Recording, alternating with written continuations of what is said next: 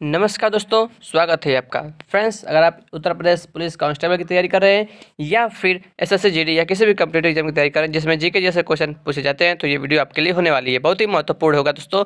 देखिए, पिछले वीडियो में मैंने 120 तक आपको करा दिया था क्वेश्चन, ठीक है ना। अब 121 नंबर का क्वेश्चन आपके लिए होमवर्क का क्वेश्चन था। तो फ्रेंड्स, आइए देखते हैं इसका आंसर क्या होगा। दोस्तों, भारत छोड़ो आंदोलन की रानी किसे कहा जाता है? बहुत ही मोस्ट इंपॉर्टेंट क्वेश्चन है। 4 ऑप्शन है, मैडम कामा, अरोड़ा असफ अली, सुचिता कृपलानी या फिर ऑप्शन डी सरोजनी नायडू को। तो दोस्तों, इसका राइट आंसर कौन सा है? Option number B, Arora Asaf Ali. आइए इसको डिटेल में देखते हैं। अरोड़ा असफ अली भारतीय स्वतंत्रता सेनानी थी। उन्होंने 1942 में भारत छोड़ो आंदोलन के दौरान ग्वालियर टैंक मैदान में राष्ट्रीय ध्वज फहराकर भारत छोड़ो आंदोलन के आगाज की सूचना दी। उनकी उपलब्धियों के कारण ही अरोड़ा असफ अली को भारत छोड़ो आंदोलन की रानी कहा जाता है। अगला क्वेश्चन देखते हैं, क्वेश्चन नंबर 122। दोस्तों, ऐसा माना जाता है कि भूदान आंदोलन जब शुरू हुआ था तब विनोबा भावे भूमिहीन हरिजनों की समस्याओं को संबोधित करने के लिए कौन से राज्य के गांव में पहुंचे थे? मोस्ट इंपॉर्टेंट क्वेश्चन है, कौन से राज्य के गांव में पहुंचे थे? Option C, Telangana. आइए इसको डिटेल में देखते हैं। विनोबा भावे का भूदान आंदोलन का विचार 1951 ईस्वी में उस समय आया जब वे आंध्र प्रदेश, वर्तमान में तेलंगाना राज्य, के गांव में भ्रमण कर रहे थे। भूमिहीन अस्पृश्य लोगों को या हरिजनों के एक समूह के लिए जमीन मुहैया कराने की अपील के जवाब में एक जमींदार ने उन्हें 1 एकड़ जमीन देने का प्रस्ताव किया। इसके बाद वह गांव-गांव घूमकर भूमिहीन लोगों के लिए भूमि का दान करने की अपील करने लगे और उन्होंने इस दान को गांधी जी के अहिंसा के सिद्धांत से संबंधित कार्य बताया। तो फ्रेंड्स, याद रखिएगा, जो है तेलंगाना राइट आंसर है, ठीक है ना। अगला क्वेश्चन देखते हैं, क्वेश्चन नंबर 123। विंस्टन चर्चिल द्वारा घोषित कौन सा घोषणा पत्र भारत पर लागू नहीं किया गया था? तो ऑप्शन ए दिया अटलांटिक घोषणा पत्र, बी है बर्न का गोल्डन घोषणा पत्र और यहाँ पर सी है देखिए ब्रेस्ट घोषणा पत्र, डी है पोंगन घोषणा पत्र। तो ऑप्शन ए करेक्ट था दोस्तों, अटलांटिक वाला। देखिए, विंस्टन चर्चिल द्वारा घोषित अटलांटिक घोषणा पत्र भारत पर लागू नहीं किया गया था। अटलांटिक चार्टर ने एक ऐसे विश्व की आशा को अभिव्यक्त किया जहां सभी लोग भय मुक्त वातावरण में रह सकें तथा निजीकरण एवं आर्थिक सहयोग के मार्ग की खोज कर सकें। इस घोषणा के अंतर्गत एक स्वतंत्र विश्व के निर्माण हेतु कार्य करने का आह्वान किया गया। इस चार्टर को संयुक्त राष्ट्र के जन्म का सूचक माना जाता है। क्वेश्चन नंबर 124 है, द्वितीय विश्व युद्ध के दौरान भारत का वायसराय कौन था? Option A, Lord Linlithgow. आइए डिटेल में पढ़ लेते हैं इसको। द्वितीय विश्व युद्ध 1939 से 1945 ईस्वी तक हुआ था। इस युद्ध में विश्व 2 भागों में बटा था, मित्र राष्ट्र और धुरी राष्ट्र, ठीक है। उस समय लॉर्ड लिनलिथगो 1936 ईस्वी से 1943 तक भारत के वायसराय थे। यह सबसे लंबे समय तक वायसराय रहे जिन्होंने द्वितीय विश्व युद्ध के दौरान यहाँ ब्रिटिश उपस्थिति के विरोध का दमन किया। 1945 में विश्व युद्ध की समाप्ति के समय वायसराय लॉर्ड वेवेल थे, 1943 से 1947 तक, ठीक है ना। अगला क्वेश्चन देखते हैं, क्वेश्चन नंबर 125। निम्नलिखित में से जो है किस राजनेता ने भूदान आंदोलन में सक्रिय भूमिका निभाई? तो ऑप्शन सी, जयप्रकाश नारायण ने। आइए डिटेल में देखते हैं इसको। जयप्रकाश नारायण भारतीय स्वतंत्रता सेनानी और राजनेता थे। इन्होंने 1970 में इंदिरा गांधी के विरुद्ध विपक्ष का नेतृत्व किया।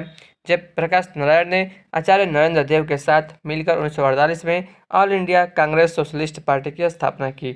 1953 में कृषक मजदूर प्रजा पार्टियों के विलय में उन्होंने सक्रिय भूमिका निभाई। भारत के स्वतंत्र होने के बाद उन्होंने प्रजा सोशलिस्ट पार्टी से इस्तीफा दे दिया और चुनावी राजनीति से अलग होकर भूमि सुधार के लिए विनोबा भावे के भूदान आंदोलन से जुड़ गए थे, ठीक है।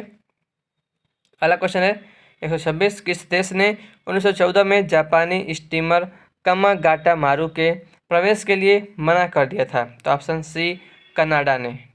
23 मई 1914 को जापानी जहाज कामागाटा मारू जहाज सीधी यात्रा के बाद ब्रिटिश कोलंबिया कनाडा के वैंकूवर तट पर पहुंचा, जिसमें 351 यात्री थे। इन यात्रियों में अधिकतर सवार यात्री पंजाब और ब्रिटिश राज के थे, ठीक है। इन प्रवासियों को कनाडाई सरकार ने अपनी ज़मीन पर उतरने से रोक दिया और सिर्फ 24 लोगों को उतारकर बाकी जो है वापस भेज दिया। शेष यात्री कोलकाता के बजबज बंदरगाह पर पहुंचने पर अंग्रेजों की फायरिंग का शिकार हो गए, जिसमें 22 लोगों की मौके पर ही मौत हो गई। इस घटना ने आज़ादी की लहर को और तेज कर दिया। आगे बढ़ते हैं दोस्तों, अगला क्वेश्चन देते हैं, क्वेश्चन नंबर 127। वायसराय की कार्यकारिणी परिषद में नियुक्त पहले भारतीय कौन थे? Option A Satyendra Prasad Sinha. Viceroy की, आइए पढ़ लेते हैं डिटेल में। सत्येंद्र प्रसाद सिन्हा वायसराय की कार्यकारिणी परिषद में नियुक्त होने वाले पहले भारतीय थे। सत्येंद्र प्रसाद बंगाल के एडवोकेट जनरल थे। वे पहले भारतीय थे जिन्होंने वायसराय की काउंसिलिंग में कानून सदस्य के रूप में प्रवेश करने का सम्मान प्राप्त किया था। प्रथम महायुद्ध के बाद सिन्हा को लॉर्ड की उपाधि दी गई। ठीक है फ्रेंड्स, अगला क्वेश्चन देखते हैं, क्वेश्चन नंबर 128। गांधी जी को दक्षिण अफ्रीका से भारत लौटने के लिए राजी करने में किसने महत्वपूर्ण भूमिका निभाई थी? Option number D CF Andrews. ठीक है, देखिए गांधी जी को दक्षिण अफ्रीका से भारत लौटने के लिए राजी करने में CF एंड्रयूज ने महत्वपूर्ण भूमिका निभाई थी। गांधी जी 9 जनवरी 1915 को दक्षिण अफ्रीका से भारत पहुंचे। अतः 2003 से 9 जनवरी को प्रवासी भारतीय दिवस के रूप में मनाया जाता है। ठीक है ना। अगला क्वेश्चन देखते हैं फ्रेंड्स, क्वेश्चन नंबर 129। साल 1919 में किनकी गिरफ्तारी पर लोग जलियांवाला बाग में इकट्ठा हुए थे? किसकी जो है गिरफ्तारी पर? तो ऑप्शन सी डॉक्टर सत्यपाल और सैफुद्दीन किचलू। ठीक है, देखिए डिटेल में पढ़ते हैं इसको। जलियांवाला बाग पंजाब राज्य के अमृतसर जिले में स्थित है।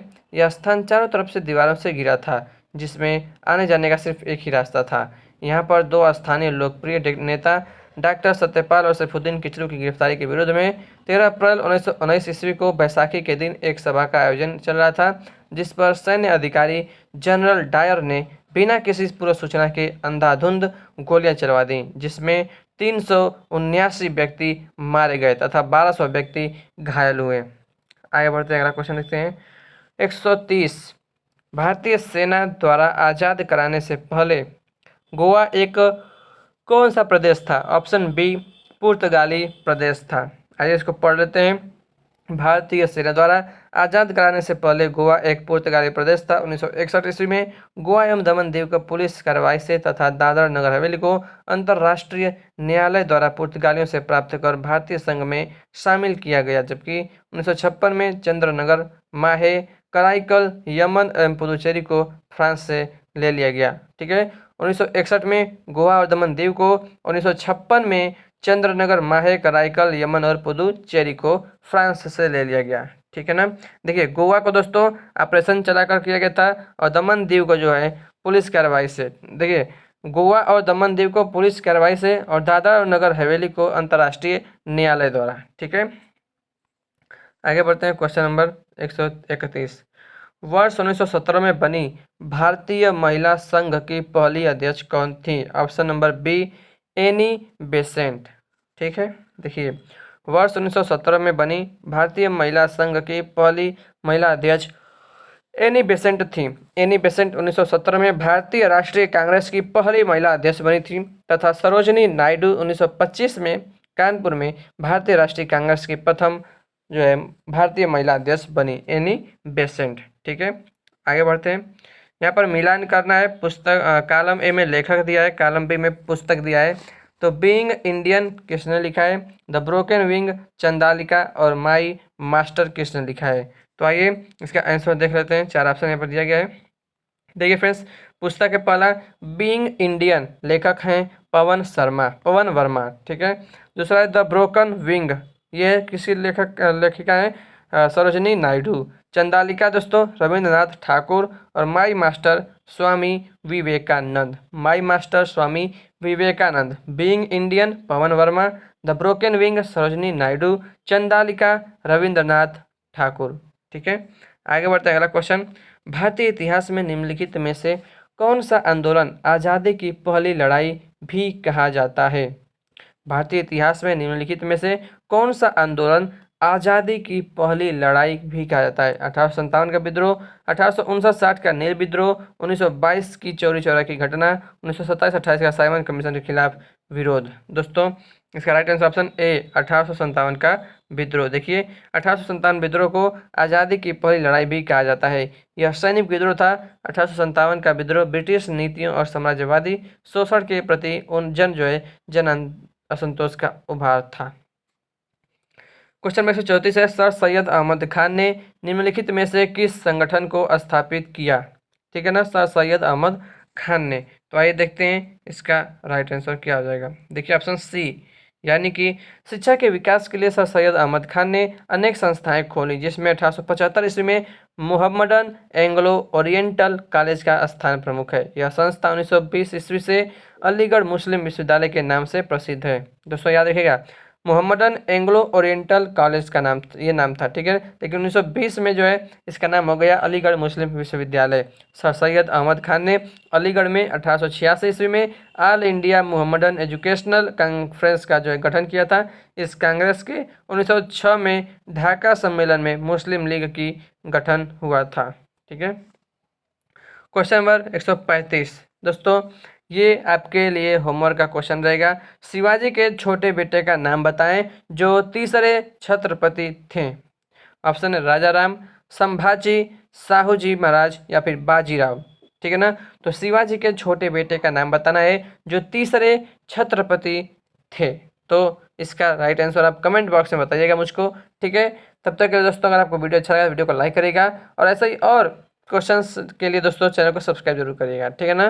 तो मिलते हैं फ्रेंड्स आपसे नेक्स्ट वीडियो में, तब तक के लिए जय हिंद, जय भारत, वंदे मातरम।